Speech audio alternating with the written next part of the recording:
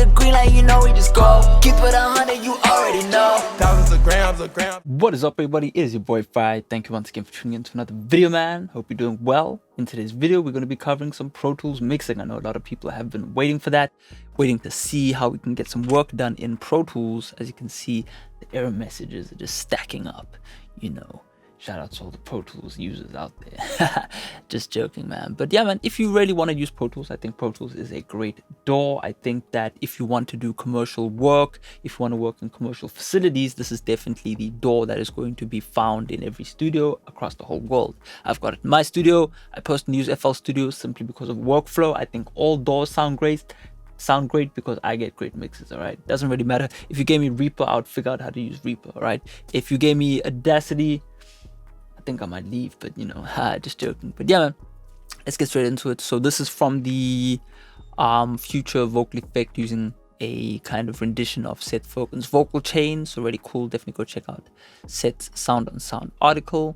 And yeah, man, let's get straight into it. So we got this track right here, little snippet of the original track, and then obviously our remixed vocals, which then we have a stock vocal chain, completely stock. So if you are interested in obtaining this template without the vocals, you can definitely check it out. Definitely awesome to record in. If you are good at using Pro Tools, you can obviously make use of this. You know, just the kind of quick layout of what's going on. We have our mic input. Obviously, it's pretty much the same as my usual template format. I believe my template format is nicely laid out, but let's play some vocals and then we'll get into it. Let's get it. Yeah, I don't. Whoops, let's go back to the beginning. My friend line come through like a soldier. Yeah, I don't wanna talk, they can't find me. This is some drink, not some coffee. I'm rolling up cushion in lobby. I'm balling, this shit is a hobby. Skating on ice like it's hockey. She said that I'm cool, but I'm cocky. I woke up today and I'm seeing it clear. Got rid of my demons, I do not have fear. I'm flipping the birdie, I woke up too early. I hop in a whip and you know that we swerving. I cook up some work, man, you know that it's perfect. Oh, she want me now, but you know I just curve it. Cook in the kitchen, I'm flipping the ball. Keeping it real, I ain't selling my soul. Don't need a green light, you know we just go. Keep it 100, you already know. Thousands of grams and certified stones that came on the top.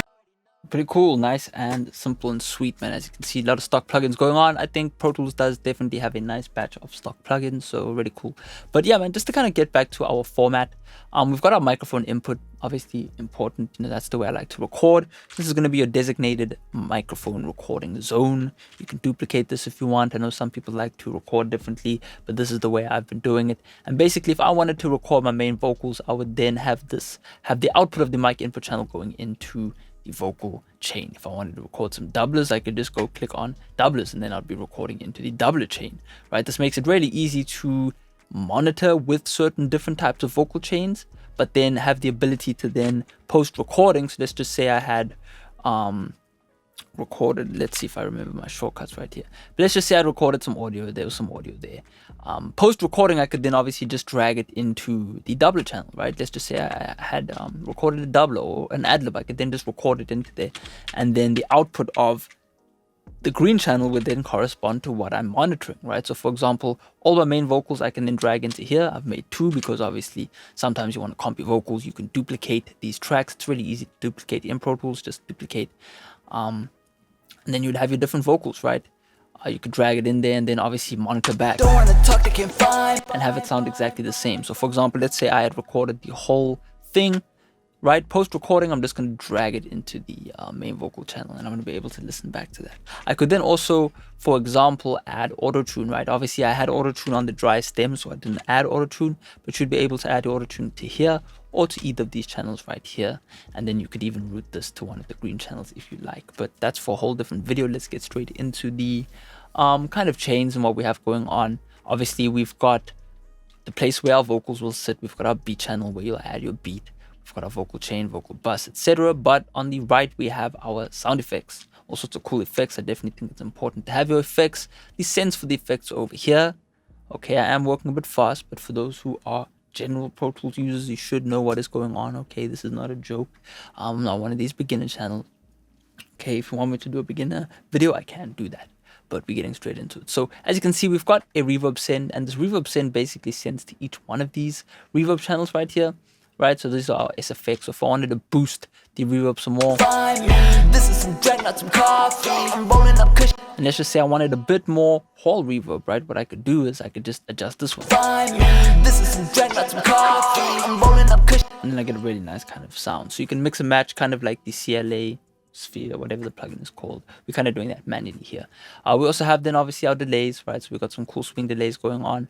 And then we also have our Flangers, which are emulating all sorts of different cool stuff. So, you know. Find me. This is some dread, not some coffee. I'm rolling up cushion and but nonetheless, let's get straight into the main vocal chain. So first things first, I always want to add a little bit of something to our vocal sound, you know, without a bit of analog distortion per se. Our vocals are really going to sound bland, regardless of how much processing we do. So one cool trick in Pro Tools to make use of is to try out the lo-fi plugin, right? This is something a lot of people use on 808s.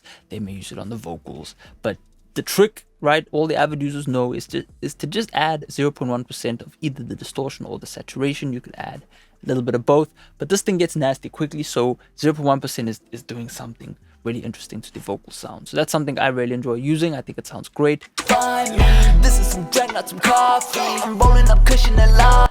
It adds so much girth to the vocal sound. So that's something that's going to emulate kind of an analog preamp style. So really beautiful to start off our main vocal chain with that. Again, now we're kind of following Seth's method, and that the first thing is going to be to actually add a quarter note delay onto the vocal itself. And that kind of sounds like this. This is some dread, not some coffee. So as you can see right there, nice bit of delay. Obviously, you don't want to have it kind of too prominent in the mix. You can kind of mess around with it. If you really want to get a cool sound, you can see I have offsetted the left and right, so that kind of does this interesting thing. So that's definitely something you can try for yourself. Definitely make sure your project is synchronized. As you can see, I am synchronized to the beat. And how do I know if I'm synchronized to the beat? Well, I can loop.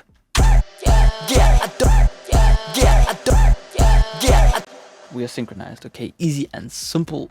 Okay, so obviously you want to be synchronized so all your delays and stuff stack up nicely. After that, man, what we're going to be doing is a little bit of EQ, okay?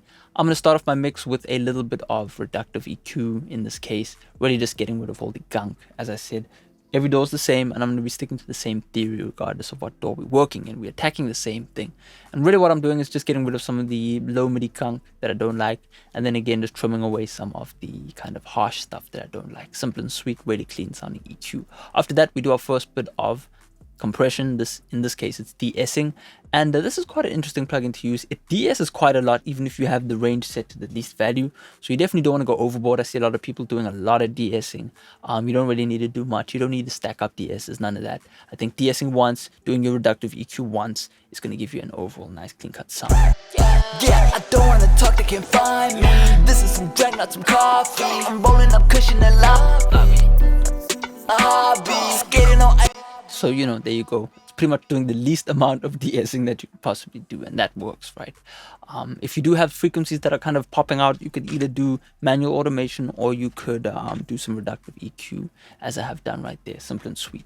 Okay, after that, man, what we're going to be doing is, this was emulating the Fresh Air plugin that I'd used, and really all the Fresh Air plugin does, it doesn't really do much. I've looked at it on an analyzer.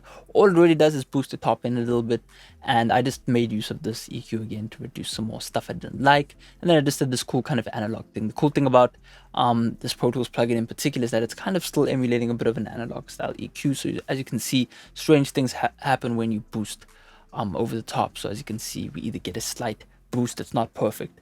It's kind of emulating a nice analog EQ. So we get this kind of cool dip but boost, and it just makes the vocal sound warmer. So simple and sweet. After that, on the main vocal itself, I'm going to be adding a little bit of reverb. Okay, 11% reverb. Cool. If I boost that. Yeah, I don't want to talk, they can't find me. This is some... And I must say the Reverb plugin, whoa, what have I done? I must say the Reverb plugin actually sounds really good. I think it sounds better than the Fruity Reverb 2, in my opinion. That is Pro Tools 1 FL0 on that one. But other than that, everything sounds quite similar. You definitely have to get creative with Pro Tools. As you can see, I've used pretty much the same plugins throughout the mix, but I've done many different things with them. So that's really where the source lies. So after that, after a little bit of reverb, I added a little bit more of the lo-fi plugin. So as you can see right here, we are kind of mirroring, or we're doing the opposite thing, right? So the first one had a little bit of distortion on it. Now we're going for a little bit of saturation. So if I turn off this one, just kind of get into there. My demons, I do not have fear. I woke up today and I'm seeing it clear. Got rid of my demons, I do not have fear. I'm flipping the I woke up today and I'm seeing it clear. Got rid of my demons, I do not. You know what I mean? We'd have to do a lot more boosting and all sorts of things to kind of get that overall level. But with these two plugins enabled, I woke up today and I'm seeing it clear. Got rid of my demon. I think a lot of engineers are using it. You can definitely hear it in just the way that the vocals sound. It's a lot better and a lot easier to do. But anyway, after that, man, we have another bit of mod delay, and this time around what we're doing is we're actually adding a little bit of chorus or flanger to our vocal sound. So there's a preset out here called the chorus, and then I think I must have adjusted it a little bit. But if we were to boost this, I woke up today and I'm seeing it clear. Got rid of my demons, I do not have fear. I'm flipping the birdie, I woke up too early. So this is something that you could emphasize. Now I don't remember how much I had. I'm gonna go for 4. I'm pretty sure I had 4. You can't undo plugins on Pro Tools. That kind of sucks. But yeah, you know, just a little bit of simple flanger thing going on, just to really help tuck that reverb and some of that saturation away, kind of make it fit into the mix. So yeah, man, there you go. That's pretty much what we have on the main vocal chain. Again, I'm emulating my classic vocal bus technique, which would be to use a SSL style bus compressor on the vocal bus to kind of compress all the vocals, and then to use a L1 style limiter. Now, because Pro Tools only have this Maxim plugin to kind of do your limiting, you know, you got to get creative with the compress and turn it into a limiter. So as you can see right here, I've got the 100:1 ratio enabled, and then I'm just doing probably not that much limiting at all. I woke up today and I'm seeing it clear. Got rid of my demons, I do not have fear. I'm flipping the birdie, I woke up too early. I hop in a whip and you know that we swerving. I cook up some work, man, you know that it's perfect. Oh, she want me now, but you know I just curve it. Cook in the kitchen, I'm flipping a It's interesting I didn't do any compression. I'm pretty sure I did. I don't know why I did that. I woke up today and I'm seeing it clear. Got rid of my demons, I do not have fear. I'm flipping the birdie, I woke up too early. I hop in a whip and you know that we swerving. I cook up some work, man, you know that it's perfect. Oh, she want me now, but you know I just curve it. Cook in the kitchen, I'm flipping a ball. Keeping it real, I ain't selling my soul. Don't need a green light, you know we just... But regardless, sounds good either way. But really all you want to be doing is a little bit of bus compression, right? So we can use this as a bus compressor, kind of emulating a classic compressor, and then you know, just kiss it a little bit, and then obviously use the limiter just to really clamp down on any parts that pop out of the mix. So that way you get a really nice overall vocal sound if you have compressed your mix well. But yeah, man, that's pretty much it. You know, as I said, the background stuff, we got all sorts of different reverbs. I'll kind of leave that for a different video. Just all sorts of cool reverbs that you can use to kind of mix and match your vocal sound and give your vocals a bit of width. If I was to disable all the SFX and kind of play with them, you can kind of hear what's going on in the background. I woke up today and I'm seeing it clear. Got rid of my demons, I do not have fear. I'm flipping the birdie, I woke up too early. I hop in a whip and you know that we swerving. I cook up some work, man, you know that it's... And obviously, if we had a bit of, you know, if we have a bundle of Waves plugins or something like that, there's some other free AX plugins that you can check out. We can definitely get more creative. But for now, that just sounds pretty good to me. Pretty much just using, you know, mod delay, EQ, reverb, you know, the lo-fi plugin, you know, and whatnot, and we get a really cool sound. And also, we're not running any latency besides the limiter itself. So if we were to disable this, we would actually be running at 0 latency pretty much. That's the one cool thing about using stock plugins in any DAW really. All of the plugins generally have a 0 latency, besides a limiter usually, which is going to have a look ahead function, which is going to cause the limiter to add a bit of latency just so it has time to kind of figure out what's going on. But yeah, man, that's pretty much it. In this template as well, you have a print track. Definitely, I have left the routing note in this template, just so you can really understand how the routing works if you are a new Pro Tools user. Although I'd advise not to get this if you are a new Pro Tools user, simply because of how much we have going on in terms of routing. But, you know, for those who know, I've created a print track. You've seen probably Alex Tomei do this. This is something that most engineers do. Post all your processing, you're going to have another track, which is just simply going to be doing your print, right? So basically, once I'm ready, I could just enable the print, and then where's our print track? There you go. And let's just say we're ready to print. Oops, you see I haven't used Pro Tools in a while. Yeah, I don't wanna talk, they can find me. This is some drag. And obviously then we could have our final mix, and then we could just solo that track out and then export that as our final mix. And you know, it's nice to keep a safe copy of your final mix, because for example, what happens to a lot of people is they may lose audio, they may lose a certain plugin if they're running lots of third-party plugins, and it's nice to just know that you have a print, as well as you can also date them. So for example, you could say print 1, right? And then you could duplicate this track and then create a print 2, etc., etc. Or what you could do is you could have a print track, then have an instrumental print track, right? So for example, if you had lots of different beat stems, you could then have, you know, the beat track outs, you could have the vocal track outs, the background vocals, the SFX track outs, or even better, you could, actually probably that's still the best way to do it. But yeah, man, lots of cool stuff to do. Lots to go through. You know, this is just a quick video for all the Pro Tools heads out there. Hopefully you have learned something. You can definitely utilize your stock plugins to get a good sound.